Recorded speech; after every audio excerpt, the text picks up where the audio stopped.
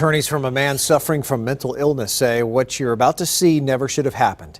He was in the Pasco County jail for a misdemeanor probation violation, alone in his cell when he was shot. Fox 13's investigative reporter Tina Jensen has the rest of the story and some dramatic video recorded by one of the corrections officers who was there. Tell us more, Tina.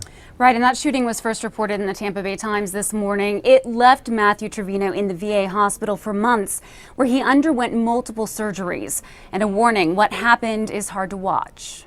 The day Matthew Trevino arrived at the Pasco County jail, he was alone in his cell when deputies wanted to search him.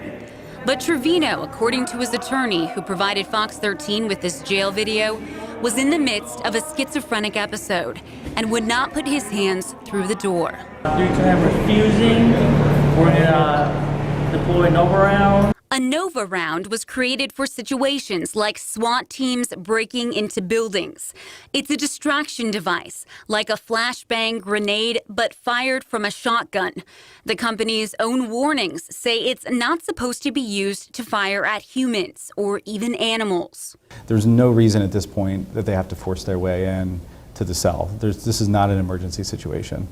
They certainly don't need to use this level of force. Later, when the officers file their reports, they claim that Mr. Trevino had backed away from the door and that the round ricocheted off the floor and struck him, which is just 100% false. And you can see it in the video as we continue.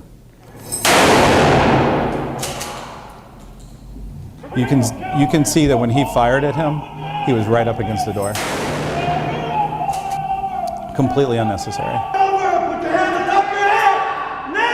Sheriff Chris Nacco, in a statement, called Trevino a man with a violent history whose failure to comply dictated their actions. Trevino has no violent crime convictions. Were these deputies aware that he had mental illness? I don't know how you wouldn't be aware of it. He is absolutely having a schizophrenic break, and the statements he's making are bizarre. Trevino's attorney said none of the officers have been disciplined for the incident. There was a finding essentially that because there was no actual policy in place on the use of this round or how to use it, no policies were violated, so therefore no disciplinary actions were taken. State Attorney Bernie McCabe didn't respond to questions about whether his office has looked into any criminal charges. Trevino's lawyers plan to file a lawsuit in federal court. Back to you.